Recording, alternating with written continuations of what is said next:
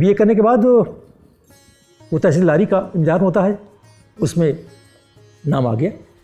میری والدہ بہت خوش تھیں کہ یہ بیٹا ہمارا نائب تحصیلدار ہوگا اور یہی بہت کافی ہے۔ اس دور کے جتنے دانشور کہیے، یہ جتنے ذی علم تھے، بیش از بیش وہ اردو زبان، ادب اور اردو تہذیب سے واقف تھے، اور واقف ہی نہیں بلکہ ان کا خاص لگاؤ تھا۔ اس کی مثال جیسے آپ فراق کو دیکھ لیں، ہم آپ واقف ہیں کہ ہمارا جو مشن ہوتا ہے، یعنی یہ سفارتی جو مشن ہوتا ہے، وہ اپنے ملک کی تو نمائندگی کرتا ہی ہے، لیکن وہاں کے ملک کے باشندوں کی ظاہر تہذیب و ثقافت کو بھی ذہن میں رکھ سکتا ہے۔ اختر الایمان جب بھی دلی آتے تو کئی دن فاروقی صاحب کے یہاں ٹھہرتے۔ اچھا۔ اور جہاں نثار اختر تو بہر ان کے دلی ٹھہرتے ہی تھے، جی جی، اگرچہ فاروقی صاحب شیر خانی کے بالکل مخالف تھے۔ یہ عجیب بات ہے۔ ہاں، شیر خانی سے، مشاعروں سے وہ گھبراتے ہی نہیں تھے، بلکہ اس سے ایک کدورت رکھتے تھے۔ ملک زادہ منظور احمد گورکھپور میں کب تک رہے ہوں گے؟ پھر تو وہ لکھنؤ چلے گئے تھے۔ جی، میرے خیال میں یہ 3-4 سال رہے، اس کے بعد میں جی ہاں بہت مختصر رہے۔ اور وہ ان کا اپائنٹمنٹ جب ہوا تو بھی ایک کہانی ہے۔ شاہ شبیل الحسن صاحب یہاں صدر شعبہ، پروفیسر خواجہ احمد فاروقی ایکسپرٹ ہو کے گئے تھے، اور وہ ان کا بیان یہ ہے کہ ملک زادہ صاحب کے خلاف صدر شعبہ نے کچھ ایسی باتیں رکاوٹ کی رکھیں جو ذرا مناسب نہیں تھیں، تو فاروقی صاحب نے ملک زادہ صاحب کی تائید کی۔ اچھا۔ اور شبیل الحسن صاحب کو یہ کہا کہ بھائی مجھے ان کی ذاتی زندگی سے کوئی تعلق نہیں، میں تو علم و فضل کے معیار پر بحیثیت ایک کارشناس کے ظاہر ہے ان کو جانتا ہوں، اور اس وقت جتنے امیدوار ہیں سب سے بہتر ہے۔ یہ ذو لسان ہے ان معنوں میں کہ انگریزی پڑھاتے رہے، انگریزی میں تاریخ پڑھاتے رہے ہیں، اردو کے ادیب و شاعر بھی ہیں۔ مولانا آزاد پر ان کی تھیسس بھی آ چکی تھی، اب گورکھپور یونیورسٹی میں انہوں نے یہ مقالہ بھی لکھا، تو وہیں سے پی ایچ ڈی بھی آرڈر تھی۔ تو خیر ان کا اپائنٹمنٹ یہاں ہوا۔ ان کے نگراں کون تھے؟ محمود الہی صاحب۔ اچھا۔ جی جی، جو خانہ تمام آفات جو محمود الہی صاحب کی دین ہے۔ ابھی میں کل ہی ایک صاحب سے ذکر کر رہا تھا کہ محمود الہی صاحب کی یہ خوبی تھی، ڈاکٹر معید رشیدی صاحب، جو میں نے کسی اردو کے استاد میں یہ بات نہیں پائی، انہوں نے اپنے تمام طالب علموں کو جنہوں نے پی ایچ ڈی کیا،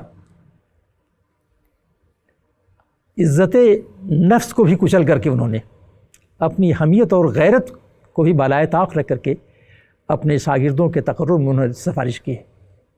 اب آپ اندازہ لگائیں کہ ملک زادہ صاحب کو لکھنؤ لانے میں انہوں نے سفارش کی تھی حسن صاحب سے بھی، فاروقی صاحب سے بھی۔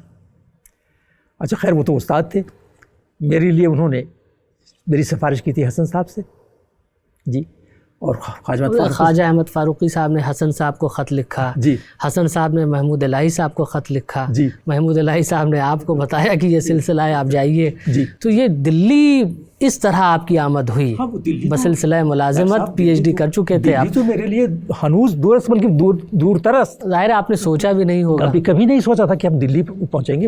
میں تو اب آپ سے یوز کروں کہ بی اے کرنے کے بعد وہ تحصیلداری کا امتحان ہوتا ہے، اس میں نام آ گیا۔ میری والدہ بہت خوش تھیں کہ یہ بیٹا ہمارا نائب تحصیلدار ہوگا اور یہی بہت کافی ہے، جو اس زمانے میں ظاہر کہ یہ بڑا منصب تھا۔ اچھا، والد صاحب کو اس کی فکر نہیں تھی کہ نائب تحصیلدار تم چاہو ہو جاؤ چاہو قانون گو ہو جاؤ، ان کی صحت پہ کوئی فرق پڑتا، ہاں تم گھر کو سنبھالو۔ دیکھو ان کا ایک مزاج بڑا قلندرانہ تھا کہ یہ گھر، بلکہ بار بار وہ کہتے تھے دلی آنے کے بعد بھی ان کی خواہش تھی، کیا میاں وہاں آنا جانا لگائے ہو، آؤ اتنی زمین ہے، کھانے پینے کو اللہ دے رہا ہے، یہ باغ سنبھالو، یہ کھیت سنبھالو، اور کیا چاہیے۔ تو یہ قلندری بھی مجھے بقول اقبال کی ان کی سیکنڈری سے کم نہیں تھی۔ 2 کرتا 2 پاجامہ 2 لنگی چاہیے زندگی میں گزارنے کے لیے، اور کچھ سامان کھانے پینے کو ہو جائے تو کیا کہنے، ایک بھینس پلی ہوئی ہے، دودھ دہی کافی ہے، 2-4 بکریاں پلی ہوئی ہیں، یہ قربانی میں کما جاتی ہیں، اور یہ چائے کے لیے بکری کا دودھ جب بھینس نہیں دودھ دیتی ہے تو چائے کافی ہے. اور یہ مرغیاں ہیں، یہی ہم لوگ کی پوری میراث ہے اور اسی میں ہمارا گزارا ہے. اور گاؤں کے سب لوگ یہی سوچتے تھے. چنانچہ آپ کو اردو کی وہ کہاوت مشہور ہے کہ آدھی روٹی کھانا بنارس میں رہنا. اگر آدھی روٹی بنارس میں ملے تو دوسرے شہروں کی دربدری کیا ضرورت ہے. تو اس خیال سے اب میں جب دلی آیا تو آپ یقین مانیے کہ مجھے بڑی ان کی رفاقت کا، ان سے دوری کا بڑا احساس ہوتا تھا، اور خاص طور سے والدہ کی.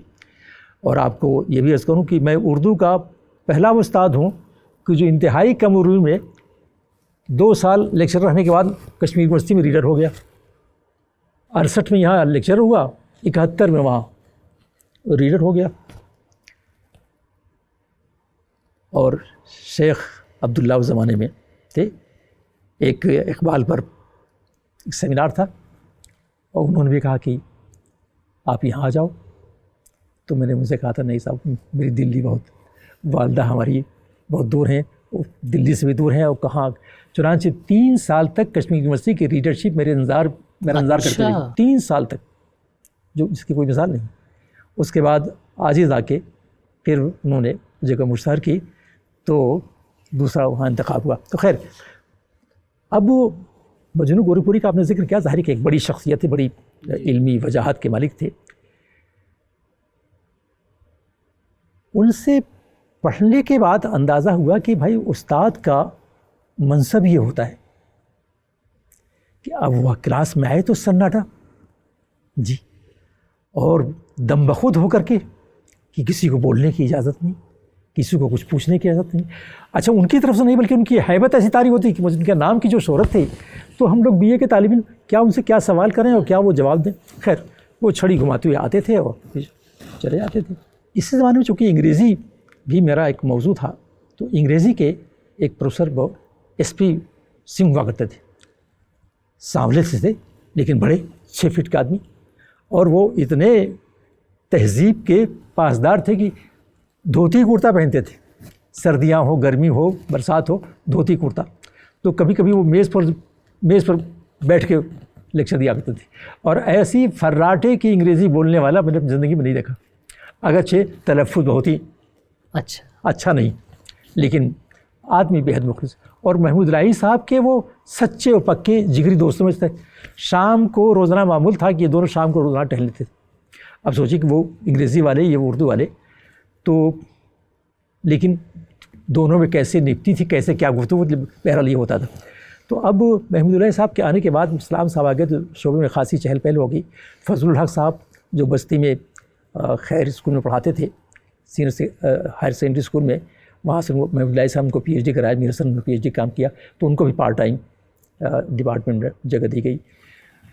تو اس طرح سے شعبے سے ایک تعلق رہا. پھر میں بھی 62 میں MA کرنے کے بعد پھر وہ PhD میں داخلہ لیا. اور اقبال پر جس طرح میرا داخلہ ہوا وہ آپ کو معلوم ہی ہے کہ بمشکل تمام مجھے اقبال پر کام کرنے کا موقع دیا گیا.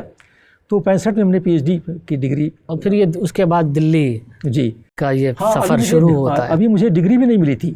جب بھی آپ نے جو ذکر کیا، آپ کو یاد ہے بلاوا آ گیا کہ بلاوا آ گیا. اچھا، فاروقی صاحب مجھے دیکھا تھا اور میں نے کبھی دیکھا تھا. حسن صاحب ایک بار، وہ آپ کے نگراں تھے، PhD کے نگراں تھے نا خواجہ احمد فاروقی؟ نہیں. اچھا، نگراں تو محمود الہی صاحب تھے جو وہاں کے، وہ ویٹنگ کے ایکسپرٹ تھے. جی وہ تھے. اور مسعود صاحب تھے جی، ایکسپرٹ تھے جی. تو انہوں نے وہ تھیسس کو دیکھنے کے بعد کوئی ایک تاثر قائم کیا ہوگا. جی. تو یہاں پروفیسر قدوائی صاحب کو 3 مہینے کے لیے چھٹی پہ جانا تھا. اب آپ دیکھیے اس زمانے کے استاد تھے کہ 3 مہینے کے لیے چھٹی پہ جا رہے ہیں تو فوراً جگہ خالی نہ رہے. تو پروفیسر فاروقی کی یہ حکمت عملی تھی، اللہ ان کی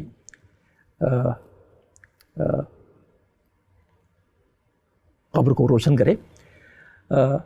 3 مہینے کے لیے وہ جگہ خالی رہتے. 3 مہینے کے لیے فضل الحق صاحب کو بلایا اور 3 مہینے کے لیے مجھے بھی بلایا. 3 مہینے کے جب میں آیا تو معلوم ہو کہ فاروق قدوائی صاحب چھٹی پہ نہیں جا رہے ہیں، تو مجھے بھی اور مددگار یہاں رہنا پڑا. تو میں نے فاروق صاحب سے کہا کہ میں گھر جا رہا ہوں، بقرعید کا تہوار بھی آ گیا ہے. انہوں نے کہا نہیں، آپ گھر نہیں جائیں گے. چنانچہ میری معافی وقت میں نے کہا عید میری پہلی عید جو ہے بے سر و سامانی میں دلی میں ہوئی. ان کا نہیں، آپ گھر نہیں جائیں گے، آپ یہیں رہیں گے. پھر مجھے ڈاکٹر تارا چند سے ملوایا جو اس زمانے میں وہاں ایران میں ہندوستان کے سفیر تھے، مشہور مورخ، مشہور مورخ. جی جی. تو ان کے پاس ایک پروگرام تھا یہ یونیو کا، اردو کے ایک نصاب تیار کرنے کا. تو اس میں 2.5 مہینے انہوں نے کہا کہ آپ 2.5 مہینے یہ کام کیجیے. اس کے بعد پھر فاروقی صاحب نے خدا رحمت کن الدین عاشقان پاک تینت رہا کہ انہوں نے UGC سے مجھے 500 روپے کا سینئر جو پوسٹ ڈاکٹر فیلوشپ اس زمانے میں ہوا کرتا تھا وہ دلوایا علامہ شبلی پہ کام کرنے کا. تو اس طرح سے یہ سلسلہ دلی میں. پھر اس کے بعد 1967 میں شعبہ اردو کا جو ایوننگ کالج تھا اس میں عارضی لیکچرر پر اپائنٹمنٹ ہوا، اس لیے کہ قمر صاحب تاشقند گئے ہوئے تھے ان کی جگہ پر. اچھا جی. اور جب قمر صاحب آ گئے تو پھر وہ اس کے بعد ایک جگہ مشتہر ہوئی مستقل لیکچرر کی. قمر صاحب ریڈر ہو کر کے ڈپارٹمنٹ آف اردو میں آ گئے، یعنی ایوننگ سے ڈپارٹمنٹ میں آ گئے. اس زمانے میں ایوننگ اور مارننگ کی 2 شفٹ ہوا کرتی دہلی یونیورسٹی کی. تو بہت سے ڈپارٹمنٹ میں ایوننگ ہوتی تھی اور ایوننگ میں پڑھانے والے جو ہوا کرتے تھے ظاہر کے اساتذہ ڈپارٹمنٹ ہوتے تھے لیکن اسٹاف ان کا ایوننگ ہوا کرتا تھا. مگر جو ڈاکٹر صاحب پڑھنے والے ہوتے تھے وہ پڑھانے والوں سے زیادہ سینئر، ہاں ان کے باپ و دادا کی عمر کے برابر ہوتے تھے. چنانچہ میرے ساتھ بھی یہ ہنگامہ ہوا، بلکہ یہ حادثہ پیش آیا اور اس دن مجھے بڑی شرمساری ہوئی. جب میں پہلے دن کلاس میں گیا، باقاعدہ اپائنٹمنٹ ہو گیا، تو مجھے کلاس میں لے جایا گیا اور پروفیسر فاروقی نے جا کے میرا تعارف کرایا. اتفاق ہے کہ اس زمانے میں شریف صاحب اور فریدی صاحب اور نارنگ صاحب اس زمانے میں باہر تھے تو وہ موجود نہیں تھے. تو فاروقی صاحب نے میرا تعارف کرایا اور اس کے بعد اب میں کلاس روم میں جو دیکھتا ہوں تو وہاں میرے والد بزرگوار کے برابر عمر والے لوگ بیٹھے ہوئے. ہوتا یہ تھا کہ ایوننگ میں جو ایڈمیشن ہوتے تھے وہ ملازمت پیشہ ظاہر ہے یا جو دن کی کلاسز، تو ظاہر کا ملازمت پیشہ لوگ وہی ہوتے تھے جو آپ کو ضرورت تھی اپنے پروموشن کے لیے. اس سلسلے میں نے دیکھا کہ زبیر رضوی یہاں کلاس میں موجود ہے. اچھا میں کوئی تعارف نہیں، لیکن ظاہر ہے کہ ان سے بہت بڑے اور بڑے لمبے چوڑے بھی. اور یہاں یہ بھی عرض کروں کہ چونکہ گاؤں سے آیا تھا تو مزاج میں سادگی تھی اور لباس میں سادگی، اور ظاہر ہے کہ رہن سہن میں بھی کوئی ایسا رکھ رکھاؤ نہیں تھا. تو حسب معمول میں شرٹ اور پینٹ میں کلاس لینے گیا تو وہاں دیکھا تو باقاعدہ لوگ بہت منظم اور یہ سمجھیے کہ مربوط ہو کر کے آئے ہیں اور ان کے لباس اور ان کی چال ڈال. تو کچھ تھوڑی سی مجھے سراسیمی ہوئی. اور زبیر رضوی نے کلاس میں ایک سوال بھی کیا کہ سر یہ نذیر کی تاریخ پیدائش نہیں ہے، اور آدمی نامہ ہی پڑھانے کو ملا. تو خیر میں نے کہا نہیں مجھے تو یہ یاد ہے کہ نذیر کی تاریخ ولادت یہ ہے. تو خیر میں نے کہا یہ آپ جو کہتے ہیں ٹھیک ہے، میں بھی دیکھوں گا، بہت بہت شکریہ. دوسرے دن پھر وہ آئے تو کہنے لگے کہ نہیں سر جو آپ کہہ رہے تھے وہی تاریخ ولادت کی ہے، وہ میں نے تھوڑی سی غلط بات. خیر تو اس طرح سے اب جو ان بزرگوں کو پڑھانے کے لیے ڈاکٹر معید رشیدی مجھے بڑی محنت کرنی پڑی. ظاہر یہ آزمائش کا کام تھا. بڑی آزمائش کا. میں دوسرے دن ڈاکٹر حسن صاحب کے پاس گیا تو انہوں نے پوچھا کہ ایک اسٹاف روم ہوا کرتا تھا، اسی میں سب لوگ بیٹھتے تھے. پروفیسر ظہیر احمد صدیقی بھی ہیں، قمر صاحب بھی ہیں، غوری صاحب بھی ہیں، فریدی صاحب بھی ہیں، ہم سبھی لوگ. خواجہ صاحب کا کمرہ الگ ہوا کرتا تھا ہیڈ کا. تو حسن صاحب نے پوچھا کہ کیا گزری، کیسی گزری؟ تو میں نے کہا صاحب بہت ناگوار گزری. کیا؟ میں کہا صاحب یہ تو میرے بس کا نہیں ہے. میں اچھا ظاہر ہے کہ یہ جو کلاس میں طلبہ ہیں ان کا مطالعہ بھی تو جی اچھا میں تو اقبال ہی کو لے دے کے آیا تھا. میرا مطالعہ تو وسیع تھا ہی نہیں، صرف اقبال اور اقبال کہاں تک میں انگیز کرتا. تو خیر تھوڑی دیر پہلے آپ نے خواجہ احمد فاروقی کے حوالے سے ڈاکٹر تارا چند کا ذکر کیا تھا، اور ظاہر ہے ان کا نام دنیا بھر میں بحیثیت مورخ جی وہ جانے جاتے ہیں، پہچانے جاتے ہیں، اور بہت معروف بہت کام ہے. اور ہندوستانی تہذیب پر اسلام کے اثرات جی کی کتاب. اور آپ کی کتاب پڑھتے ہوئے مجھے یہ ریفرنس ملا ڈاکٹر تارا چند کا کہ ان سے ملاقات ہوئی آپ کی اور وہ اقبال کے بڑے عاشق تھے. جی. تو یہ کیا کیسے یہ انکشاف ہوا؟ ڈاکٹر صاحب یہ کہ اس دور کے جتنے دانشور کہیے یہ جتنے ذی علم تھے بیش از بیش وہ اردو زبان ادب اور اردو تہذیب سے واقف تھے اور واقف ہی نہیں بلکہ ان کا خاص لگاؤ تھا. اس کی مثال جیسے آپ فراق کو دیکھ لیں. جی جی. اب خواجہ احمد فاروقی صاحب کے ساتھ ذرا ان کی علمی ان کا علمی ذوق اور شوق دیکھیے. ایم اے کے واقعہ کے لیے احتشام صاحب ان کو بلایا, وہ گئے فاروقی صاحب, اور پہلی بار ان کو بلایا گیا اس لیے اس زمانے میں ہمارے اردو کے پروفیسروں میں جو آج فاصلہ ہے اس زمانے میں بھی فاصلہ ہوا کرتا لیکن وہ دبی زبان سے ہوتا تھا. آج تو ذرا برملا ہے. تو احتشام صاحب سے فاروقی صاحب کے بہت زیادہ اچھا اور سرور صاحب سے بھی زیادہ ان کے مراسم نہیں تھے. اس کے برخلاف پروفیسر ہاشمی لکھنؤ والوں سے وہ دانت کاٹی روٹی تھی. دونوں کی دلداری بڑی مشہور تھی. اور فاروقی صاحب کا کمال یہ تھا کہ انہوں نے ملک کے مختلف علاقوں سے مختلف اساتذہ کو انتخاب کر لیا تھا اور ان کی یاری گویا زبان و ادب ہی تک نہیں بلکہ ان کی ذاتی زندگی بھی. مثلا پٹنہ سے پروفیسر اختر اورنگوی اردو میں ایسا لمبا چوڑا اور اس قد و قامت کا کوئی پروفیسر میں نے نہیں دیکھا جو پروفیسر اختر اورنگوی کی تھی. ان سے ان کی یاری تھی. دہلی یونیورسٹی کے مختلف محفلوں میں مختلف بہانے ان کو یاد کیا تھا.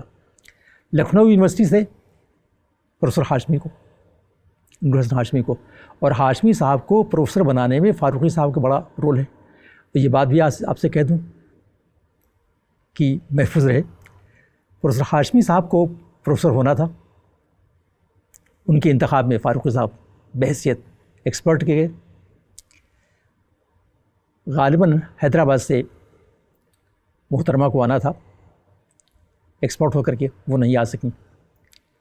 وائس چانسلر نے سلیکشن کمیٹی میٹنگ پوسٹ پون کرنی چاہیے. فاروقی صاحب کی حکمت عملی دیکھیے اور ان کی علمی قد و قامت کا اندازہ لگائیے.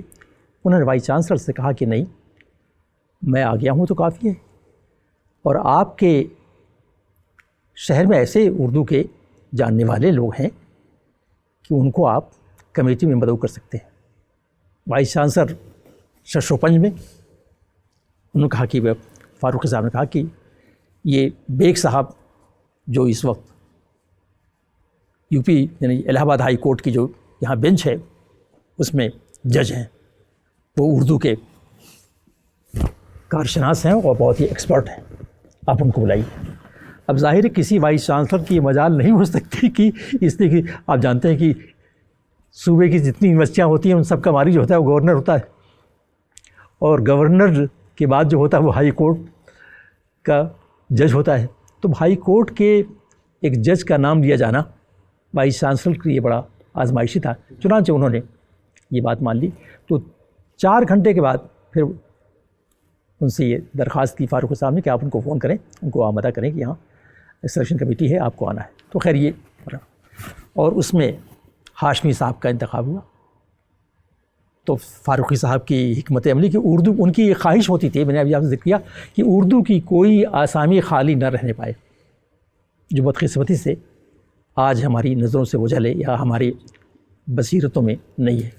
تو خیر لکھنؤ سے ہاشمی صاحب, حیدرآباد سے پروفیسر زینت ساجدہ جی, بمبئی سے ندوی صاحب, حالانکہ جو اسماعیل وہ ڈگری کالج کے جو اردو کے استاد تھے, ندوی صاحب, اس وقت میں نام بھول رہا ہوں معاف کیجیے گا, بزرگ سے آدمی وہ آتے تھے. یہ مختلف علاقوں سے انہوں نے ایسے لوگوں کو منتخب کر رکھا تھا اور انہیں کو مدعو کرتے تھے. تو فاروقی صاحب کا یہ معاملہ ذکر تھا تارا چند کا. جی جی. تو فاروقی صاحب ان تمام ذی علم اساتذہ سے یا جو اسکالرس تھے یا جو دانشور تھے، فاروقی صاحب کو بڑا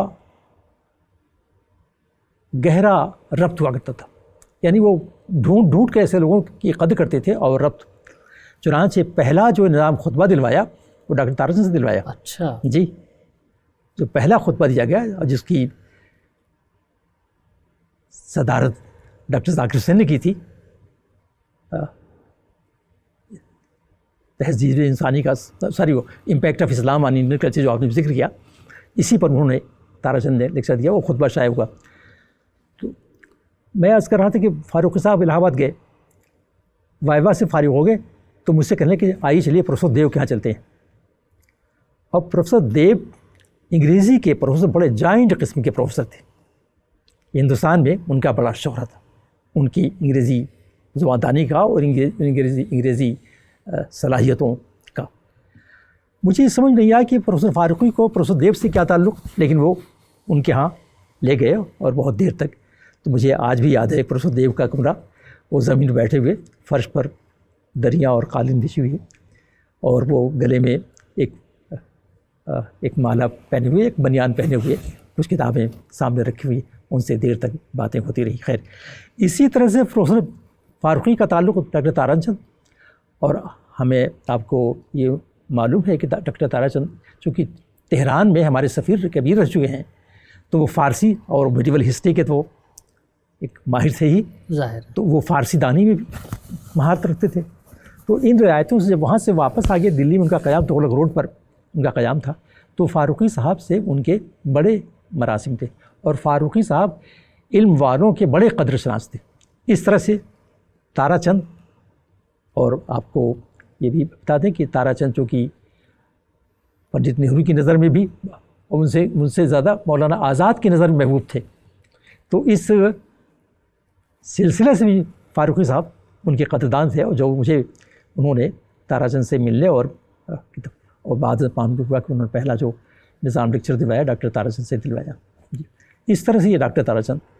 اور آپ کی جب ملاقاتیں، 2 ملاقاتیں غالباً رہی ہیں، جی، خواجہ صاحب نے آپ کو بھیجا، جی، تو وہ اقبال کے اشعار اور وہ ہاں معاف کیجیے آپ کے موضوع کی مناسبت سے. میری پہلا ملاقات تو میں دلی سے بالکل ناشنا، اب تغلق روڈ بسوں کے دھکے کھاتے ہوا میں وہاں پہنچا، لیکن اس زمانے میں چونکہ عمر ایسی تھی کہ ہر محنت اور مزدوری گوارا تھی.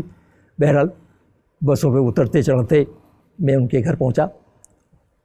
انہوں کے ڈرائنگ روم میں بٹھایا گیا. تھوڑی دیر کے بعد ڈاکٹر صاحب تشریف لائے، اور بہت ہی بے تکلفی کے انداز میں جب انہوں نے مجھ سے پوچھا کہ آپ نے کس پر کام کیا پی ایچ ڈی کا، تو میں نے بتایا کہ ہم نے اقبال پر کام کیا ہے. تو انہوں نے فوراً یعنی برملا، اچھا میرے اب تو آئی ٹھنڈی ہوا جہاں سے.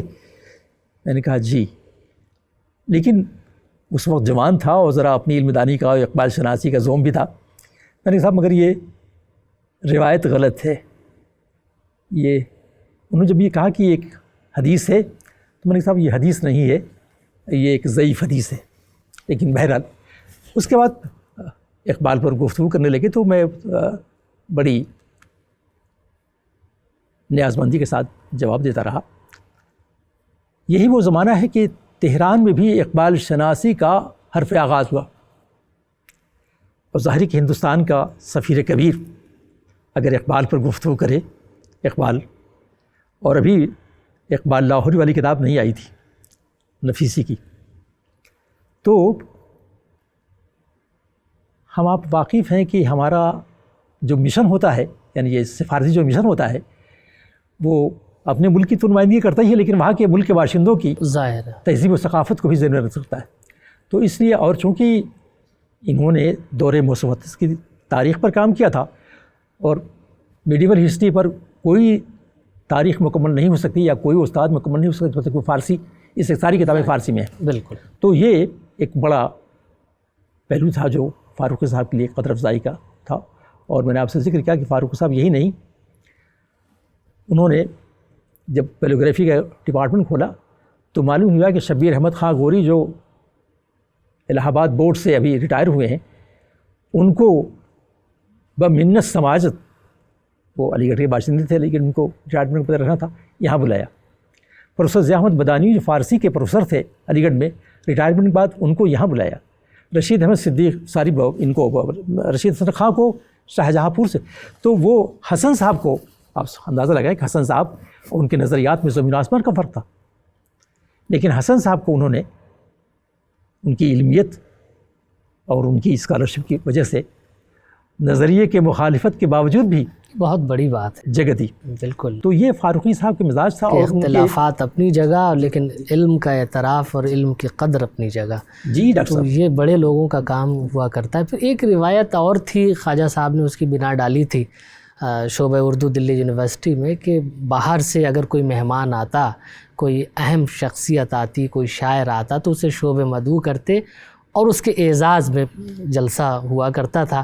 جوش ملیح، آپ ہی کی کتاب میں یہ واقعہ میں نے پڑھا اور آپ اس پر بہتر روشنی ڈالیں گے کہ جوش پاکستان بننے کے بعد وہاں منتقل ہو گئے، اور پھر جب پہلی بار وہاں سے آئے تو خواجہ صاحب نے انہیں شعبہ مدعو کیا اور ان کے اعزاز میں وہ جلسہ بھی کیا، اور آپ اس جلسے میں موجود تھے، اس محفل کا حصہ تھے۔ تو میں چاہتا ہوں وہ کیا رونق تھی، اور جوش ملیح آبادی پڑھتے کیسے تھے، ذرا اس پر آپ روشنی ڈالیے کہ پڑھنے کا انداز کیا تھا جوش ملیح آبادی کا۔ کہنا تو نہیں چاہیے لیکن آپ عزیز ہیں تو یہ کہنے میں کوئی تکلف نہیں ہے کہ ہمیں کیا دیکھتے ہو، ہم نے عالم کو دیکھا ہے۔ جوش صاحب سے میں بھی واقف تھا، انہوں نے کبھی دیکھا تھا، لیکن جب ان کی آمد کی خبر دلی میں ہوئی تو فاروقی صاحب کی یہ خوش مزاجی کہیے، ابھی آپ نے ذکر کیا بلکہ اعتراف کیا کہ علم دوستی ان کا بڑا ایک ٹارگیٹ ہوا کرتا تھا، ان کا ایک ہدف ہوا کرتا تھا۔ شہر میں کوئی بھی علم دوست آئے شہر میں، فاروقی صاحب اس کو مدعو کرتے اور مدعو کرنے کے بہانے ڈھونڈتے اور اسے شعبے بلاتے۔ مثلاً ابھی وہ بھی ایک پوری داستان ہے، اختر الایمان جب بھی دلی آتے تو کئی دن فاروقی صاحب کے ہاں ٹھہرتے۔ جاں نثار اختر، اور جاں نثار اختر تو بہرحال ان کے دلی ٹھہرتے ہی تھے جی، تو ان کو شعبے بھی بلاتے، اور شعبے میں اگرچہ فاروقی صاحب شیرخوانی کے بالکل مخالف تھے، یہ عجیب بات ہے۔ ہاں، شیرخوانی سے، مشاعروں سے وہ گھبراتے ہی نہیں تھے، بلکہ اس سے ایک کدورت رکھتے تھے۔ اچھا جی، اور بعض ہمارے شعبے میں جو شاعر تھے، مثلاً فریدی صاحب، ان کو اس سلسلے سے اچھی نظر سے نہیں دیکھتے تھے۔ ظہیر صاحب بھی کبھی کبھی شعر کہتے تھے، ان کو بھی کبھی کبھی ٹوکتے تھے۔ جوش صاحب آئے تو انہوں نے حسن صاحب کو مامور کیا، آپ جائیں اور جوش صاحب کو آمادہ کریں کہ وہ شعبے ہوتے ہیں۔ اور یہاں ڈاکٹر صاحب میں یہ عرض کروں کہ دہلی یونیورسٹی کا جو وقار تھا، یہاں ہر شخص آنے کے لیے خواہش مند ہی نہیں، ترستا تھا۔ یہ ترستا کا میں نے جان بوجھ کے لفظ استعمال کیا کہ بڑے بڑوں کو میں نے دیکھا ہے۔ سردار جعفری نے کئی بار کوشش کی کہ شعبہ اردو میں آئیں، فاروقی صاحب نے ان کو کبھی ترجیح نہیں دی، اور بہت سے پروفیسر حضرات کی بڑی خواہش تھی۔ پروفیسر گیان چند جین، یہ بات کہنے میں کوئی حرج نہیں ہے کہ پروفیسر گیان چند جین نے تو باقاعدہ سرکاری طور پر وائس چانسلر سے درخواست کی دہلی یونیورسٹی میں، تو انہوں نے ان کے وائس چانسلر سے کہنے سے انہوں نے ایک کمیٹی میں ان کو رکھا۔ تو اس زمانے کی جو اپنی دوریاں، یہ فاصلے تھے، لیکن جو اہل ہنر تھے ان کو بلانے میں فاروقی صاحب پیش ہوتے تھے۔ تو حسن صاحب کو مامور کیا گیا کہ آپ جائیں، اور حسن صاحب جوش ملیح آبادی کی شاعری پر مضمون لکھ چکے تھے، تو جوش صاحب بھئی ہر ادیب اور ہر شاعر اپنے بارے میں خوش ہوتا ہے، چنانچہ دہلی یونیورسٹی میں تشریف لائے، اور 22 نمبر کمرہ، اور 3 دن پہلے ہم لوگوں کو ہدایت، پورا اسٹاف جو ہے جوش صاحب کی آمد پر کیا ہوگا پروگرام طے ہو رہا ہے۔ فریدی صاحب جو کہ بہت اچھے قطعات تاریخ لکھنے والے تاریخ نگار بھی تھے، فریدی صاحب کو مامور کیا گیا کہ آپ جوش صاحب کی آمد پر خط تاریخ لکھیں۔ چنانچہ حسن صاحب آئے اور جوش صاحب کو گاڑی میں لے کے آئے۔ نئی دلی میں کہیں ٹھہرے تو مجھے اس کا علم نہیں، وہاں سے ان کے ساتھ ہم رکاب ہو کے آئے۔ فاروقی صاحب نے ایک تعارف کرایا، اس کے بعد حسن صاحب سے ان کی ادبی اور تخلیقی خدمات پر مفصل گفتگو کے لیے پہلے سے کہا تھا، انہوں نے گفتگو کی۔ جوش صاحب نے کئی نظمیں سنائی، بچوں کی فرمائش انہوں نے جامن والیاں ظاہر صاحب نے، اس کے بعد پھر کسان والی نظم تھی، اس کا بھی ایک بند انہوں نے سنایا، باقی تو یاد نہیں تھا ان کو، لیکن ایک بند انہوں نے شروع کا جو بند سنایا۔ جلسہ ختم ہوا تو قطع تاریخ کے لیے فریدی صاحب کو مدعو کیا گیا۔ مجھے آخر کے دو مصرے تو نہیں یاد ہیں، لیکن پہلا جو دو مصرع ہے، یہ کون آیا کہ بزم شعر و نغمہ جگمگا اٹھی، یہ کون آیا کہ بزم شعر و نغمہ جگمگا اٹھی، یہ کس کا نام ہے ساقی، اس طرح کا جی خیر۔ تو جوش صاحب کی اس کے بعد جوش صاحب نے صرف ان سے فرمائش کی گئی اور انہوں نے نظمیں سنائی، اور ظاہر ہے کہ وہی سفید شیروانی مجھے اچھی طرح یاد ہے، آدھے بٹن کھلے ہوئے اور آدھے شیروانی کے بٹن بند تھے، اور پان کی ڈبیا ایک جیب میں تھی ان کے، جو جیب سے نکالی وہ میز پر رکھی، پان کا ایک بڑا بھی انہوں نے لیا۔ خیر، باقی چائے پینے کے لیے فاروقی صاحب نے ان کو اپنے کمرے میں مدعو کیا۔ وہاں ہم لوگوں کی گزرگاہ وہ نہیں تھی، بلکہ مجھے اور فضل الحق صاحب کو، قدوائی صاحب کو لڑکوں کی ضیافت یا طلبہ یا شرکاء کی ضیافت کے لیے جو چائے کے نظام تھا وہاں معمور کر دیا گیا۔ تو خیر، ابھی آپ نے ذکر کیا جانثار اختر کا، اختر الایمان کا، اختر الایمان سے جو ان کی محبت ہے، بلکہ انہوں نے یہ ذکر کیا کہ جب دلی میں وہ تھے تو جب زندگی کا ایک خاص دور تھا تو فاروقی صاحب بھی اسی دور سے گزر رہے تھے، اور فاروقی صاحب کے توسط سے دونوں ہم جماعت تھے کیا؟ ہاں، ہم جماعت تھے، اور یہیں دلی کالج میں جی، اور یہیں وہ دلی غالباً ہاسٹل ہی کی کسی کمرے میں ان کی دونوں کی رہائش بھی تھی، یا جی اس طرح کا کچھ بھی معاملہ تھا۔ اب ایک پہلو کی طرف میں آپ کا ذہن مبذول کرانا چاہتا ہوں کہ اقبال ظاہر ہے ہمارے سب سے بڑے جو شاعر ہیں ان میں اقبال ہیں، اور جس طرح اقبال نے لفظوں کو برتا ہے، جیسی نایاب، اور بلکہ کہوں کہ اردو شاعری میں پہلی بار جی لفظیات کا ایسا معجزہ کہہ لیجیے کہ نہیں دیکھا گیا تھا، اس طرح ایسی تراکیب، اور بہت اچھا بالکل نیا، جسے ہم کہتے ہیں کہ اگر ہم کہیں کہ کیا نیا ہے اردو غزل میں، اردو نظم میں، نیا کیا، تو نیا ہی نیا ہے جی۔ تو غزل نے ایسی کروٹ لی ہے اقبال کے ہاں آ کر کے کہ اس سے تصور نہیں کیا جا سکتا تھا۔ یہ تو بہت صحیح کمال ہے۔ وہی ہم جوش کو بھی دیکھتے ہیں کہ اہم شاعر ہیں ہمارے، اور انہیں بھی ہم لفظیات کے حوالے سے ہی یاد کرتے ہیں، زبان کے حوالے سے ہی یاد کرتے ہیں، بہت صحیح جوش کو بھی کہ بڑا انہیں ملکہ ہے، لفظوں کے لفظ ہاتھ باندھے کھڑے رہتے وغیرہ وغیرہ۔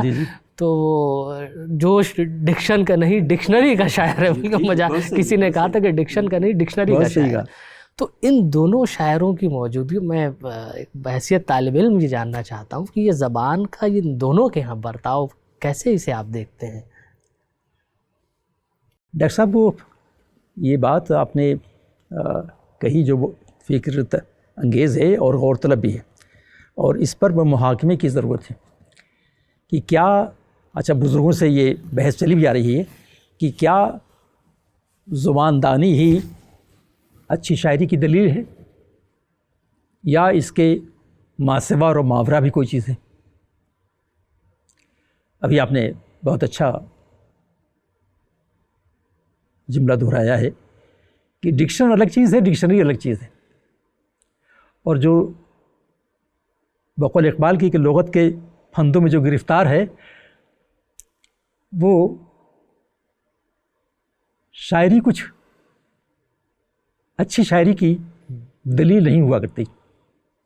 اگر یہ ہوتا تو بہت سے شعراء صرف لغت کی بنیاد پر اچھے شاعر ہوئے ہوتے. لیکن ان الفاظ کے پردوں میں اگر فکر پنہاں نہ ہو، فکر کی ارجمندی سے، فکر کی بلندی سے شاعری بلند ہوتی ہے.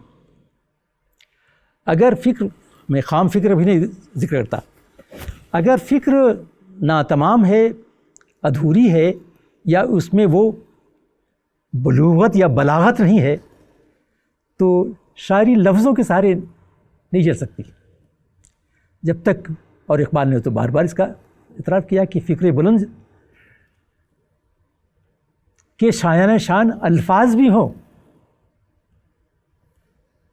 تب دونوں میں ایک مشابہت ہوتی ہے اور دونوں میں امتزاج قائم ہوتا ہے. وہ اختلاط ظاہر حرف و لفظ و معنی جو ہے نا، ظاہر زبان کا ذائقہ تو داغ کے یہاں بھی ہے جی، تو زبان کا ذائقہ تو اور لوگوں کے یہاں بھی مل جاتا ہے، لیکن وہ جو ترفع ہے جی. اور اس کی بالیدی مثال فکر ہمارے آپ کے سامنے کوئی اقبال اور غالب دونوں کی، کہ غالب کی شاعری اس لیے بلند ہے کہ اس میں افکار کی بلندی سے،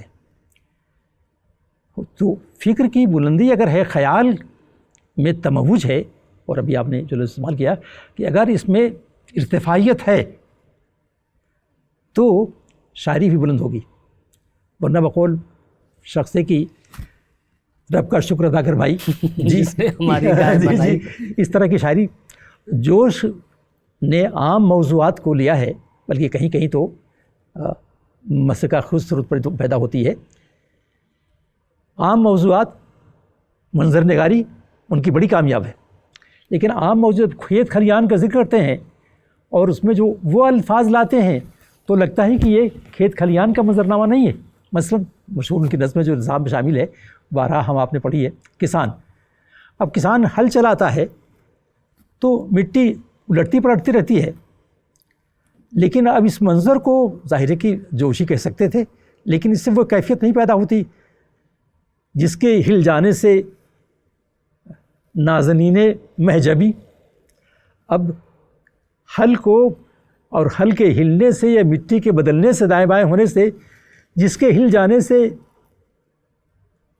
نازنین مہجبی کروٹوں پہ کروٹیں لیتی ہے لیلائے زمیں.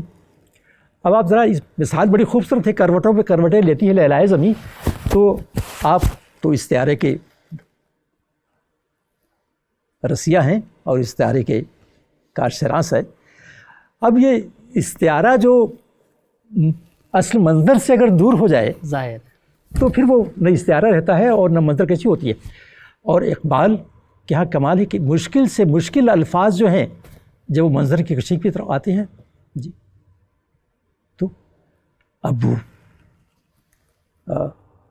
بسیط قرطبہ کو مصرع آپ کو یاد ہوگا کہ دختر دہقاں کا گیت جی. اب دختر دہقاں کا گیت یا شام کے صحرا میں جیسے ہجوم نخیل، تو شام کے صحرا میں ہو جیسے ہجوم نخیل. اور اس کو بھی چھوڑیے، اس بال جبریل کی غزل کو جس کا بھی آپ نے ذکر کیا کہ غزل کی پورے حیت کو بدلنے والا، غزل پوری اردو فارسی کی غزل کی شاعری میں جو آپ کے پیش نظر ہے، جس کا آپ نے حوالہ دیا، آپ دیکھیں کہ منظر کشی کا یہ لطف کہیں کسی بھی غزل میں نہیں ہے، بلکہ غزل کے معیار اور دستور کے خلاف ہے.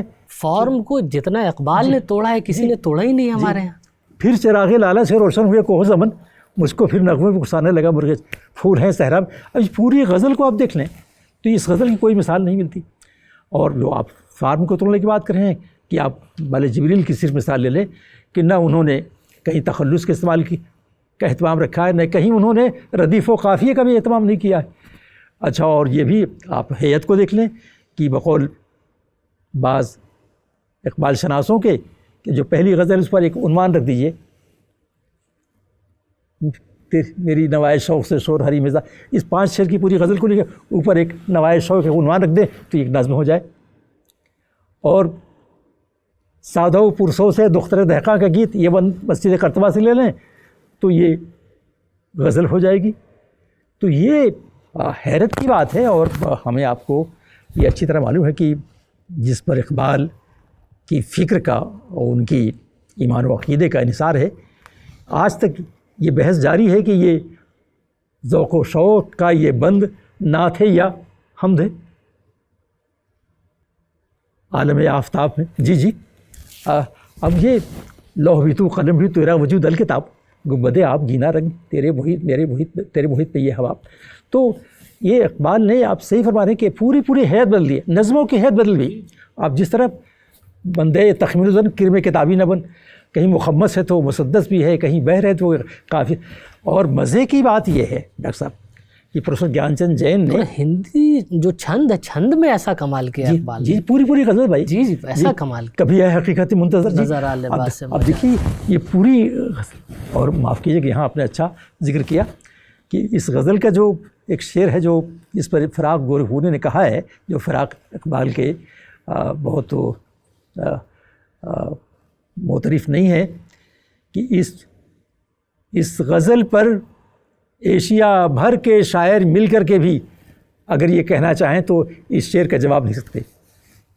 کسی متقدے میں بیاں کروں صنم بھی کہے ہری ہری، اس شعر نے لکھا کہ ایشیا بھر کے شاعر، ظاہر ہے کہ اس میں ان کا وہ مبالغہ بھی ہے، مل کے کہنا چاہیں تو آپ نے صحیح کہا کہ یہ ہندی چھندوں کو اس طرح اقبال نے استعمال کیا.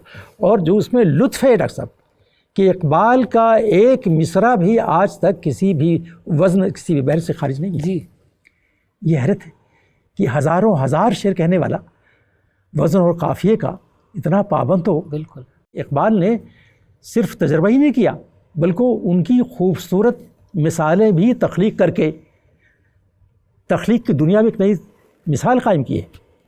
آپ نے جس غزل کا حوالہ دیا، آپ بال جبریل کی دوسری غزل کو دیکھیے، جہاں یہ لمبی اور طویل بحر کی غزل ہے تو ہر شے مسافر ہر چیز راہی، کیا چاند تارے کیا مرغ و ماہی، جی تو مرد میداں تو میرے مشکل، یہ کم نگاہی یہ کج کلاہی. اب یہ چھوٹی بحر کی غزل میں اس میں جو آہنگ جو بنتا ہے اور جس طرح آہنگ میں روانی ہوتی ہے آگے بڑھنے کی طرف، یہ عجیب بالکل متحرک اشعار کا آہنگ متحرک ہو. بالکل یہ ذرا جو آج کا جو اسٹوڈیو کا جو نظام ہے جی ویژول آرٹ کا، آپ اس کو بالکل کہ لہریں چل رہی کہ ساحل دریا پہ ایک رات تھا محو نظر، جی اب دریا کا منظر، ساحل دریا کا منظر، اور دل میں اضطراب جہاں کو چھپائے ہوئے، دیکھیے یہ شاعرانہ کمال کہ دل میں ایک جہاں اضطراب کو چھپائے ہوئے. جی اب اس طرح کی ایک میں تو آپ سے عرض کروں کہ میرا ذاتی مطالعہ. اچھا، موسیقی سے خاص ربط، اقبال کو موسیقی سے خاص ربط تھا، اور وہ ان کی شاعری میں وہ جو ردم ہے جی ان کی بحروں میں آہنگ میں، یہ وہ صاف محسوس ہوتا ہے. ڈاکٹر صاحب یہ آپ نے اچھے نقطے کی طرف اشارہ کیا ہے. میں آپ سے کروں، ابھی ہم لوگ اپنے استاد جز وقتی استاد مجنوں گورکھپوری کا ذکر کر رہے تھے. مجنوں گورکھپوری نے اپنی کتاب جس کا میں نے بھی ذکر کیا اقبال میں لکھا ہے کہ اقبال کا کوئی شعر نہیں ہے، یہ ان کے الفاظ ہیں، اقبال کا کوئی شعر ایسا نہیں ہے جو ساز کے کسی نازک سے نازک تار پر نہ جا سکتا ہو، نہ گایا نہ جا سکتا ہو. جی اور بلا کی موسیقی وہ آہنگ کی، اور آہنگ کی جو کیفیات ہیں وہ مختلف نوع کیفیات، مختلف کیفیات آہنگ کی. مسجد قرطبہ کا آہنگ آپ دیکھیے، سلسلہ روز شب نقشدر حادثہ اس کا الگ ہے. ذوق و شوق دیکھیے، ساقی نامے کا آہنگ دیکھیے، بالکل ہوا خیمہ دن کاروانے بہار ارم بن گیا دامنی کو حسار گلو نرگسو سو سنو نسترن شہید ازل لالا خونی کفن. اب اس کا آہنگ بالکل مختلف ہے. اب اس کے بعد وہ جو نظم ہے لینن والی، اس کو خدا کے حضور میں جی پیدا تیرے نفوس و آنکھ میں پیدا تیرے آیات.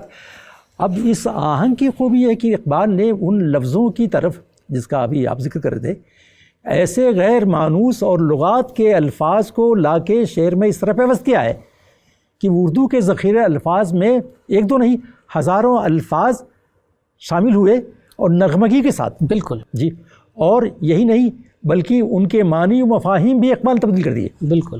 یہ ہمارے آپ کے خودی کا لفظ جو بہت پامال سا لفظ ہے، خودی کا لفظ لغت میں کچھ اور ہے، شاعری میں ہمارے کچھ اور ہے، تصوف میں کچھ اور ہے، لیکن اقبال نے اس میں ایک جہان معنی کو اپنا ایک ایجاد بندہ کر کے اس میں ایسا ڈال دیا کہ خودی کا مفہوم کچھ سے کچھ ہو گیا. یہی صورت عشق کی ہے، یہی صورت دوسرے بہت سے الفاظ کے ہیں جو اقبال نے نئے معنی کو پیوست کرنا. یہ بڑے خلاق کام ہے، ارے بڑے لوگوں کا کام ہے. بڑے لوگوں کا کام ہے. اور وہ اسی لیے رشید صاحب نے لکھا ہے کہ اقبال کی قامت پر زبان کا لباس جو ہے وہ کستا ہوا نظر آتا ہے. تو اس لیے اقبال کو انہوں نے اچھی بات کہی کہ اقبال کو اپنے ابلاغ کے لیے ایک نئی زبان بھی گڑھنی پڑی، اور ایسا بہت کم ہوتا ہے نا. اور میرا اپنا یہ خیال ہے کہ آپ اس کو ذرا عالمی 20ویں صدی کے عالمی منظرنامے پہ دیکھیں. دنیا کے کسی ادب میں ایسا قد و قامت کا کوئی شاعر، اب فلسفہ چھوڑ دیں، ایسا کوئی شاعر و ادیب نظر نہیں آتا. میں آپ سے چھوٹی مثال کہتا ہوں کہ آج تک 100 سال سے زیادہ گزر گئے، اقبال کے ایک ترانے کی کوئی دوسری کیفیت کسی دوسرے ترانے پیدا نہیں ہو سکی. یعنی کسی، آپ چھوڑ دیں اردو ہی نہیں، میں تو بانگ دول کہتا ہوں کہ ہندوستانی ادب ساری زبانوں کا ادب ایک صدی گزر جانے کے باوجود بھی ترانے کا کوئی بدل نہیں پیدا ہو سکا. بالکل جی. اور آپ جس کو چاہے، بچے کی دعا معمولی سی نظم ہے، ترجمہ ہے، لیکن ترجمے میں کیا شان پیدا کی ہے کہ یہ بڑے خلاق کا یہ کمال ہے. اور ظاہر کہ اس پر ہمیں، اور یہی وجہ ہے کہ اقبال کو صدیاں گزر جائیں گی لیکن اقبال کی شاعری اور جو شعری لطافت ہے اور جو معنی آفرینی ہے وہ کم نہیں ہوگی، اور اس پر باتیں ہوتی رہیں گی، نئے نئے نقطے لوگ دریافت کرتے رہیں گے. اقبال کے ایک پہلو پر ذرا گفتگو ہمارے ہاں کم ہوتی ہے، اقتصادیات. ان کی دلچسپی کا ایک موضوع اقتصادیات بھی ہے، اور ہمارے ہاں تو 1936 میں یہ مسائل اس نے زور پکڑا، جبکہ 1904 میں اقبال نے اقتصادیات پر پہلی کتاب تحریر کی. تو یہ اقبال کی اس کتاب پر اور اقبال کی اقتصادیات سے دلچسپی پر آپ کی کیا رائے ہے، کیا خیالات ہیں آپ کے؟ ڈاکٹر صاحب، مجھے تو آپ کی اقبال شناسی کو داد دینے کو جی چاہتا ہے کہ یہ اقبال کے وہ اہم پہلو ہیں جو واقعی نظر انداز کیے گئے. اور آپ نے جس کتاب کا حوالہ دیا ہے، ایک مضمون میں نے اشارہ کیا ہے کہ یہ اقبال ہی کی کتاب نہیں بلکہ اردو میں اس موضوع پر پہلی کتاب ہے. ہاں، ان موضوعات پر پہلی کتاب ہے. اور بظاہر تو اس کا نام علم الاقتصاد ہے، لیکن اس میں جو مضامین ہیں وہ بڑے عجیب و غریب ہیں. اور ان مضامین کا اگر تجزیہ کیا جائے تو اقبال کے تبحر علمی، یا یہ کہیے کہ اقبال کی بصیرت جو بعد میں سے ہم کہتے ہیں کہ فکر میں تو وہ وجدان کی حد تک پہنچتی ہے، ان کی فکر کی انتہاؤں کا پتہ چلتا ہے. اب آپ دیکھیں کہ 1904 میں معاش و معیشت کا کوئی مسئلہ نہیں تھا. 1917 میں انقلاب روس کے بعد تب یہاں گویا مزدور اور سرمایہ دار کی کشاکش کا نقطۂ آغاز شروع ہوتا ہے. اور 1904 میں معاشیات پر، مزدوری پر، سرمایہ داری پر، لگان پر، آبادی پر، محصول پر، نظام کاشت پر گفتگو کے مباحث جو ہیں اس کتاب میں موجود ہیں. اور حد یہ ہوتی ہے کہ آپ کو یاد ہوگا کہ جس زمانے میں اندرا گاندھی کا مشن چلا فیملی پلاننگ کا، تو اقبال کا کوٹیشن اس کتاب سے لے کر کے شائع کر کے تقسیم کیا گیا. جی، خاص طور سے تقسیم کیا گیا اس لیے کہ بعض حلقوں میں جو اس کی مخالفت ہو رہی تھی فیملی پلاننگ کی، تو اقبال کے حوالے سے اور مزے کی بات ہے کہ اقبال کو کیسے سوجھی اور کہاں سوجھی، لیکن جو سوجھی وہ بقول انشاء کے خوب سوجھی۔ انہوں نے لکھا ہے کہ ہائر ایجوکیشن کو فروغ دیا جائے، ہائر ایجوکیشن کو فروغ دیا جائے کہ اس لیے کہ نوجوان طلباء اگر ایم اے اور ریسرچ اور مزید ریسرچ کی طرف مائل ہوں گے تو اس مدت میں شادیاں نہیں ہو سکیں گی، نہیں ہوتی ہیں ظاہر ہے، اور شادی نہیں ہوگی تو شرح پیدائش بھی کم ہوگی۔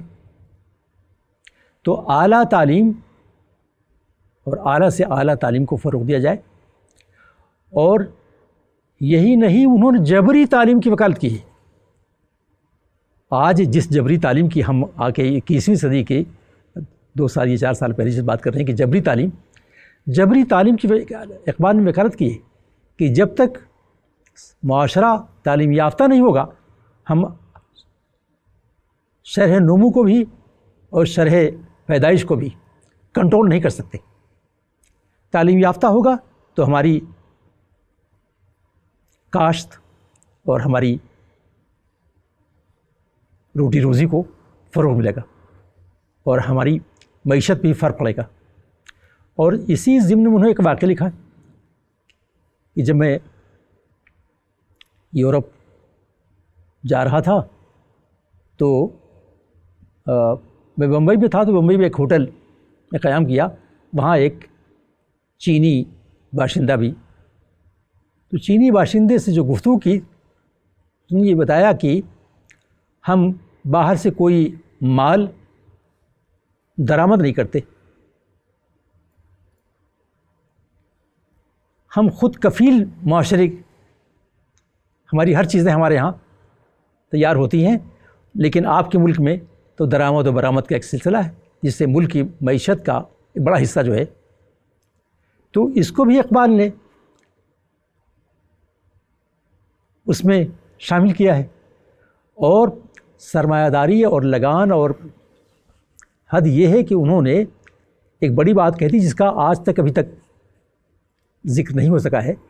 انہوں نے کہا کہ کارخانے کا جو اقبال کی شاعری میں کھائی کی مزدور کی محنت کا پھل سرمایہ دار جو اشارہ کیا ہے، اقبال نے اس کتاب میں گویا 1904 ہی میں کہ یہ کہہ دیا کہ میلوں میں جو سرمایہ لگا ہوا ہے اس سرمایہ کے عوض مالک کارخانہ جو ہے معقول ایک معاوضہ لے لے، باقی منافع میں مزدور کا بھی حق ہوتا ہے، یعنی صرف وہ تنخواہ ہی نہیں یا تھوڑی سی جو سال میں ایک ان کو اجرت مل جاتی ہے وہ نہیں، بلکہ منافع میں بھی مزدور کا حق ہوتا ہے، چاہے وہ کاشت کا منافع ہو چاہے وہ مل کا منافع ہو۔ اور اسی طرح سے تقسیم دولت کا جو مسئلہ بڑا پیچیدہ ہے، اقبال نے بہت کھل کر کے تقسیم دولت کی وکالت کی ہے۔ اور جو میں ابھی جبری تعلیم کا ذکر کر رہا تھا، انہوں نے کہا کہ یہ کیوں نہیں ہو سکتا، اور اس کی مثال ہمیں ملتی ہے کہ جب پیغمبر اعظم و آخر نے جبری نماز پڑھنے کی تاکید کی ہے، 10 سال کا بچہ ہو جائے تو اسے جبراً ترغیب دی جائے، تو ہم اسی اصول پر کاربند رہیں اور جبری تعلیم کے لیے ہم بچوں کو ترغیب دیں کہ کوئی بچہ معاشرے کا ناخواندہ نہ رہنے پائے۔ اب آپ اندازہ لگائیں کہ یہ معیشت کا حصہ اس کو قرار دیا کہ جب یہ تعلیم یافتہ ہوگا تو یہ صنعت و حرفت ہو، علوم سائنس ہو، علوم عرضی ہو، سب میں یہ شامل ہوگا اور نئی دنیا آباد کرے گا۔ اور یہی نہیں، کسی بھی شخص کو ہم بھوکا نہ رہنے دیں، یہ ہمارا ہدف ہونا چاہیے۔ اور پھر شاعری میں تو آپ نے دیکھا کہ خضر راہ سے لے کر کے وہ باتیں بھی اقبال نے کہہ دیں جو بقول شخصے کہ مارکس اور لینن نہیں کہہ سکے۔ اس کتاب میں اقبال نے مالتھس کا حوالہ دیا ہے، گویا مالتھس کی تھیوری آف پاپولیشن بہت مشہور ہے، اس کتاب کا مطالعہ انہوں نے کیا ہے۔ باقی ابھی داس کیپٹل کا کہیں دور دور تک کوئی ذکر نہیں ہے، نہ اقبال کے کانوں میں بات آئی ہے، نہ ترجمہ ہوا ہے، نہ ہندوستان میں کہیں ذکر ملتا ہے۔ تو داس کیپٹل سے متعارف ہوئے بغیر اقبال نے اپنے طور پر معاش و معیشت کے بارے میں جن فکر انگیز خیالات کا اظہار کیا ہے وہ ابھی تک ہمارے سامنے اس کی نظیر نہیں ملتی، اور یہ 1904 تک۔ اچھا، یہ بھی نہیں کہ ان کو اکنامکس کے کلاسز پڑھانے کو ملے ہوں، ایسا بھی نہیں ہے کہ پڑھانے کی خاطر ان کو یہ مطالعہ کرنا پڑا۔ انہوں نے از خود یہ کتاب لکھی کہ چونکہ نصاب میں یہ موضوع داخل نہیں ہے جو بہت ہی اہم ہے، تو نصاب میں پڑھائے جانے کی خاطر ایک کتاب حوالہ کے طور پر انہوں نے پنجاب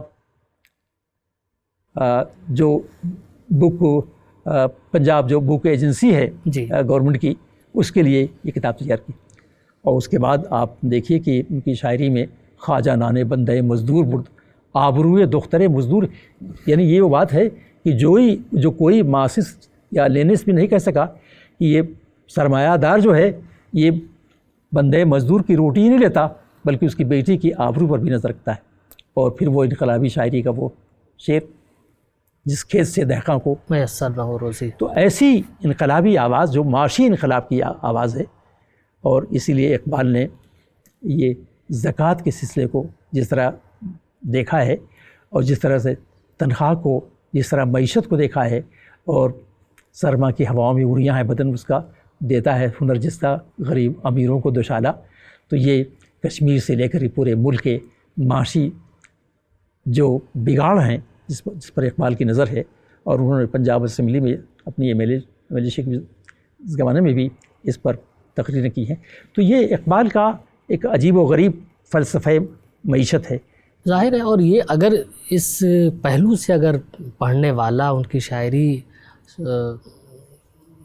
پر تحقیق کرنے والا اور معنی نکالنے والا اگر اس پہلو سے واقف نہیں ہوگا تو وہ انصاف نہیں کر پائے گا، یقیناً اس لیے کہ بہت بنیادی موضوع ہے، اور اقبال کی شاعری میں جا بجا اس سے سامنا ہوتا ہے، تو یہ بہت ضروری تھا۔ لیکن ہمارے ہاں اس پر ذرا کم باتیں ہوئی ہیں، ضرورت ہے کہ اس پر اور باتیں کی جائیں۔ اب ایک سوال میں اس پوری گفتگو میں، اب چونکہ سلسلہ اقبال اور ظاہر ہے آپ کے مطالعے کا محور اور مرکز اور آپ کے ممدوح اقبال، اور یہ بھی ایک کہنا چاہیے کہ جن لوگوں نے اقبال کو اپنا مرکز بنایا ہے وہ بھی خوش بختی ہے کہ اس سے اتنے دھارے پھوٹتے ہیں کہ انسان مالا مال ہو جاتا ہے۔ جی، اس پہ کوئی شک نہیں کر سکتا۔ تو اقبال پر میں آخری سوال، اس گفتگو کا آخری سوال کرنا چاہتا ہوں، لیکن وہ ذرا ڈسپیوٹڈ ہے۔ جی، ہم جانتے ہیں ہمارا ملک 47 میں تقسیم ہو گیا، اور 38 میں، اس سے پہلے اقبال جی رخصت ہو گئے اس دنیا سے، اور 38 تک جو تاریخ ملتی ہے اس میں لفظ پاکستان کا وجود، یہ لفظ کوائن نہیں ہوا تھا ابھی، جی، لیکن پھر بھی اقبال پر یہ، اب ان کے بارے میں کہا، میں الزام تو نہیں کہوں گا، لیکن ان کے بارے میں ایک طبقہ، ایک حلقہ یہ رائے رکھتا ہے کہ وہ بانی پاکستان ہیں۔ تو کتنی صداقت ہے اس میں تاریخی طور پر، یہ میں آپ سے جاننا چاہتا ہوں۔ ڈاکٹر صاحب، یہ بڑا پیچیدہ مسئلہ ہے، اور اقبال ہی نہیں بلکہ پورے اردوانوں پر ایک، چلیے کہ الہ آباد کا خطبہ کچھ اور اشارہ کرتا ہے، تہمت ترازی کا ایک، کچھ لوگ ہوتے ہیں کہ ذرا ذہنوں کو منحرف کرنے کے لیے کچھ شوشے بازی کیا کرتے ہیں، علمی سطح پر بھی اور ادبی اور گفتگو کی سطح پر بھی، اور ظاہر ہے کہ یہ سیاست میں بھی بہت اس موضوع کو اچھالا گیا۔ ابھی آپ نے ایک لفظ استعمال کیا، تاریخی طور پر یہ بات بالکل محمل غلط اور سراسر غلط ہے۔ آپ نے صحیح کہا کہ اقبال کے عہد تک یہ لفظ تھا ہی نہیں، یہ لفظ بعد میں رائج ہوا اور بعد میں ایجاد کیا گیا، اور اقبال نے کبھی اس طرح سوچا بھی نہیں تھا، نہ اقبال کی تحریر میں کہیں اس طرح کی کوئی بات ملتی ہے۔ ابھی آپ نے خطبات کا بھی حوالہ کیا، الہ آباد کے خطبے کا حوالہ کیا۔ اقبال کی پوری شاعری میں آپ دیکھ، پوری شاعری میں کسی ایک مصرعے میں تقسیم ملک کا یا تقسیم ملت کا یا اختلاط امت کا، یعنی اختلاط قوم کا، کے خلاف ایک مصرع نہیں کہ قوموں کے اختلاف کا یا یعنی یہاں کے جمہور اور اقلیتوں کے درمیان یا کہیے کہ ہندو مسلمانوں کے درمیان اختلاف کا ایک مصرع بھی نہیں ملتا. اور مزے کی بات یہ ہے کہ میں آپ سے یہ کہوں کہ اور آپ کے اس ممبر سے یہ کہنے میں کوئی حرج نہیں ہے کہ اقبال نے جس کشادہ دلی کا اور دریا دلی کا مظاہر کیا ہے ہندوستان کا ایک ادیب، ایک مفکر، ایک دانشور نہیں کر سکا. اقبال نے جس کشادہ دلی کا مظاہرہ کیا ہے علمی سطح پر، فکری سطح پر اور عملی سطح پر بھی، جس طرح مظاہرہ کیا، آپ اندازہ لگائیں کہ اقبال کو پیغمبر محمد صلی اللہ علیہ وسلم جو محبت ہو کسی سے نہیں ہو سکتی، یہ ہمارے ایمان کا جز ہے. لیکن حضرت محمد کے دوش بدوش گوتم بدھ کو بٹھانا، عیسیٰ مسیح کو بٹھانا، یہ کس بات کی دلیل ہے؟ آپ ہندوستان کے کسی ادب میں، کسی مفکر میں، اسی زمانے میں ان کے معاصر ہیں ڈاکٹر رادھا کرشنن، ان کے ہاں بھی یہ ضرورت نہیں ہو سکی.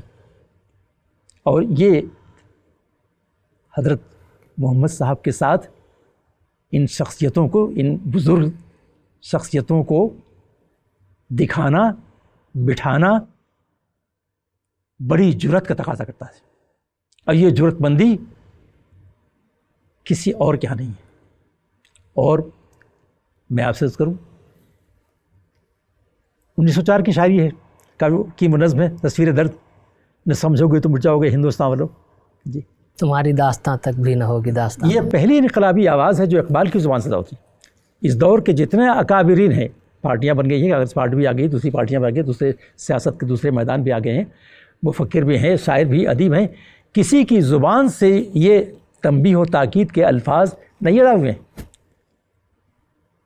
اور یہی نہیں، اس نظم کا جو آخری شعر ہے، محبت ہی سے پائی ہے شفا بیمار قوموں نے، کیا ہے اپنے بخت خفتہ کو بیدار قوموں نے، محبت کے شرط سے دل سراپا نور ہوتا ہے، ذرا سی بیج سے پیدا ریاض طور ہوتا ہے. کیا بات ہے. اور ڈاکٹر صاحب پھر اسی دور کی 1904 ہی کی سچ تجھ سے میں جی گر تو برا نہ مانے. جی، اور شکتی بھی شانتی بھی کرنے والا اقبال ہے. آؤ اس دیش میں ایک نیا شیوالا بنا دیں. یہ کس کی آواز ہے؟ اقبال کی آواز ہے. اس دیش میں ایک نیا شیوالا سارے پجاریوں کو میں پیت کی پلا دیں، میں پیت کی پلا دیں، یہ کہنے والا کوئی. آپ معاف کیجیے گا، ہندوستان کے کسی بھی ادب میں آپ دیکھ لیں، کیا حضرت محمد کے بارے میں وہ الفاظ ہیں جو اقبال نے بھرتری کے بارے میں کہے ہیں؟ ہندوستان کی، میں آپ سے بڑے چیلنجنگ انداز میں یہ بات کر رہا ہوں، لیکن چونکہ ہم آپ کو گمراہ کرنے کے بہت ذرائع ہوتے ہیں، اس لیے گمراہی عام کی جاتی ہے. لیکن ریختہ.com کے پلیٹ فارم سے یہ بات گونجنی چاہیے اور بار بار کہی جانی چاہیے کہ کسی زبان و ادب میں، ابھی سنسکرت یونیورسٹی میں پچھلے دنوں رمضان کے بعد، عید کے بعد، وہاں ایک میرا یہی لیکچر تھا کہ اردو شاعری میں سنسکرت، تو وائس چانسلر صاحب ڈاکٹر پانڈے صاحب پریزائڈ کر رہے تھے. میں نے یہی بات کہی کہ بھرتری ہرئی کو جو اقبال نے جو مقام دیا ہے، یہ ہندوستان کے کسی دوسرے ادب کسی زبان میں دکھاتے ہیں آپ، کہ اقبال نے انتصاب کیا ہے، اپنے سب سے اچھے کلام کا انتصاب کیا ہے. اور یہی نہیں، پھول کی پتی والا جو شعر آپ کی نظر میں ہے، یہی نہیں، جاوید نامے میں جہاں حضرت عیسیٰ مسیح ہوں، گوتم بدھ ہوں، حضرت محمد مصطفیٰ ہوں، وہاں بھرتری کو بھی دکھایا گیا ہے. اور بھرتری کو جو خراج پیش کیا گیا ہے، عقل وہ، دانش وہ، اخترست، کہ آسمان کی بلندیوں، ستاروں کی بلندیوں کی فکر اس کی ہے. جی، یہ کہنے والا کوئی دوسرا نہیں ہے، اقبال ہے. اقبال ہے. اور یہ دو اور جاوید نامے میں اپنے بیٹے کو جو نصیحت کی ہے کہ اگر تم یہ فرق کرو گے کہ یہ ہندو ہے، یہ مسلمان ہے، یہ کافر ہے، مسلمان ہے، تو تم سے زیادہ بدبخت آدمی کو نہیں. آدمیت، احترام آدمی، کیا بات. باخبر شو از مقام آپ. اچھا، یہ باقاعدہ کافر و مسلم کا نام لے کر انہوں نے شعر کہیں.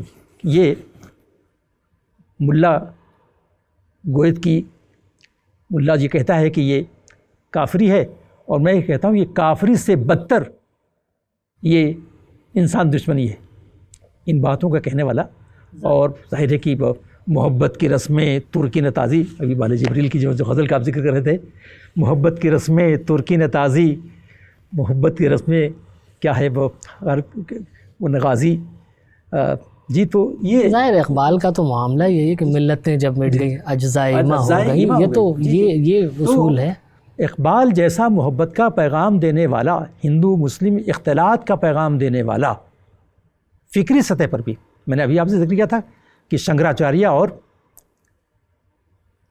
بالکل اور گیتا کا جس احترام سے اقبال نے مقدمے میں، یعنی اپنی فلسفیانہ کتاب، پہلی کتاب کے مقدمے میں ذکر کیا ہے، کہیں نہیں جی.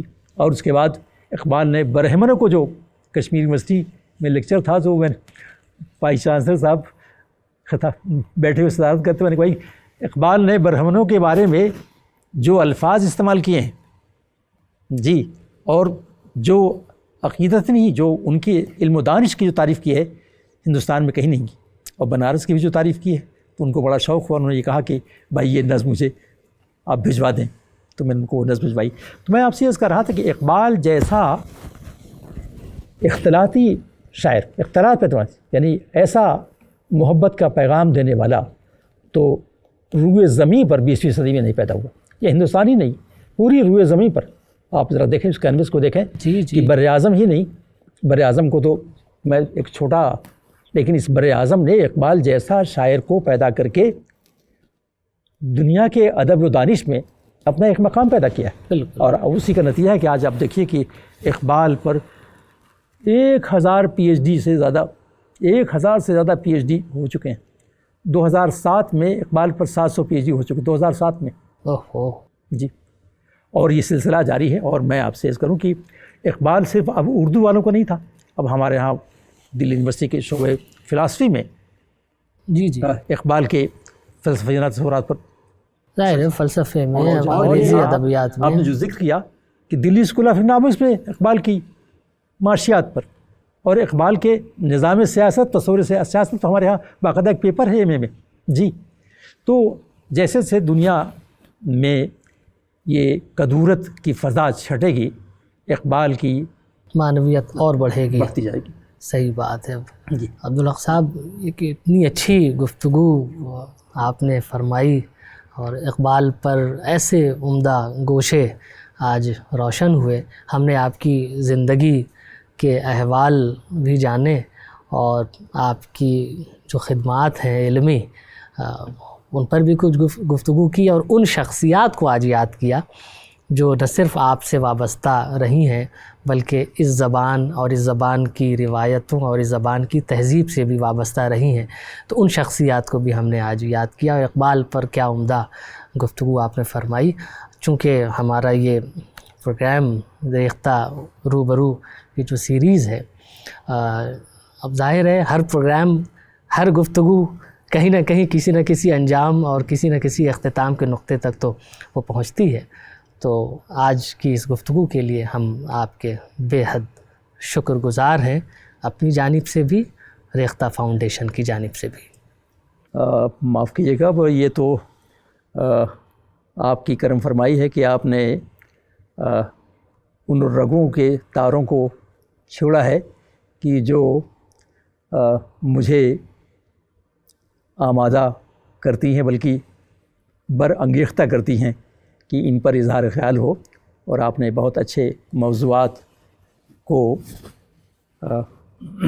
اس طرح سے پیش کیا کہ مجھے مجبوراً آپ کی صحبت دوستاں کی خاطر اپنے ذاتی خیالات کو پیش کرنے کا موقع ملا. بہت بہت شکریہ.